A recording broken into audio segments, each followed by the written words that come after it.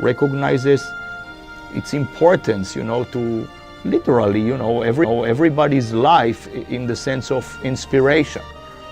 And I should point out, by the way, that in my private office, just off the oval, I've got the picture of Jupiter from the Hubble.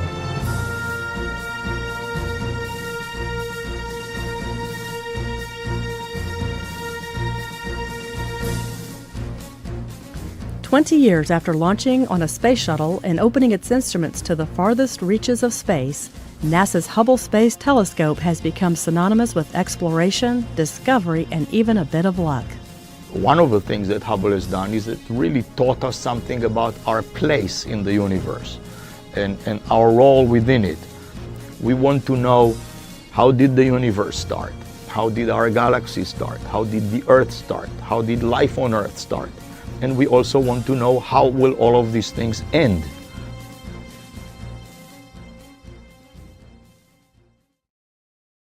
When the telescope arrived, there was a lot of anticipation because there was so much extraordinary effort required at KSC in order to assure that the telescope was going to be able to maintain in the kind of environment that it had to be, and that meant a cleanliness standard that was extremely pristine, far beyond anything that we had ever launched before. With years of design and construction behind it, the Hubble was sealed inside Discovery for liftoff. The Hubble Space Telescope flew into the national consciousness on April 24, 1990, inside the payload bay of Space Shuttle Discovery. The launching of the telescope itself was a huge deal because the Hubble Space Telescope was long awaited, and it was supposed to be launched in the year that the Challenger accident happened. Hubble was different from land-based observatories because it would operate from a point hundreds of miles above the distorting effects of Earth's atmosphere. Though its 94.5-inch mirror is small compared to those built on the ground, the telescope is huge by spacecraft standards. At more than 43 feet long, the telescope took up most of the shuttle's payload bay. But as large as Hubble was, it was sent up with a tiny flaw in its main mirror. It was an imperfection less than the width of a human hair, but it was enough to blur Hubble's images and leave the observatory's potential in doubt. To find out 2 months after launch that it was launched with a misshapen mirror was crushing to NASA. When the telescope had its spherical aberration and needed glasses, we had already built expectations to the point that they were expecting to see these kind of things right away, when in fact, even if the telescope had worked, where it's going to take astronomers a considerable amount of time to get some of that data and then to see what else Hubble was going to find that we didn't know about. The telescope was quite powerful even with the flaw, but NASA knew it would have to fix it. So engineers set out to build Hubble a set of contact lenses.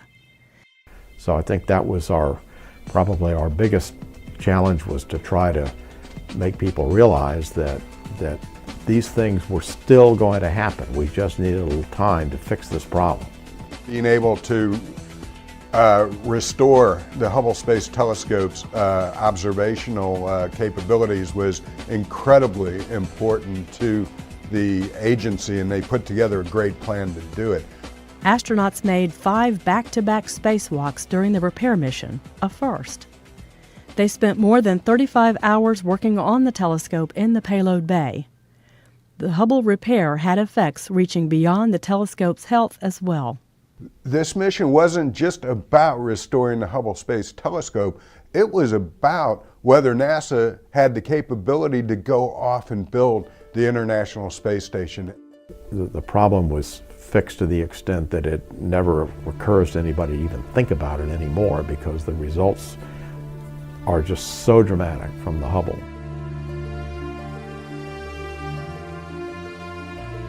The first images from the telescope proved the servicing achieved its goal. The Space Telescope was free to look into the farthest distances ever seen, nearly as far back as the beginning of the universe. astronauts made 4 more servicing flights to the Hubble Space Telescope to upgrade its instruments and replace critical components. We did it in a way that we knew it was the last time we were ever going to visit the telescope, and we had to do everything to it that we wanted to do if we wanted it to last a lot longer. So that made it more complex. And when the mission was over, the feeling was we'd done it. They had seen different worlds for the very first time through the eyes of the Hubble Space Telescope, and it's really expanded the general public's view of the universe, how the universe began, what the ultimate fate of the universe is going to be. It has ignited, it just has ignited the imagination of the collective American public. The Space Telescope repaid each mission with more incredible views of space that all could see and appreciate. Hubble observations astounded researchers by showing the universe was not only expanding, it was speeding up. Imagine your amazement if, when I throw these keys up, you would suddenly see these keys accelerating towards the ceiling. This is what we discovered.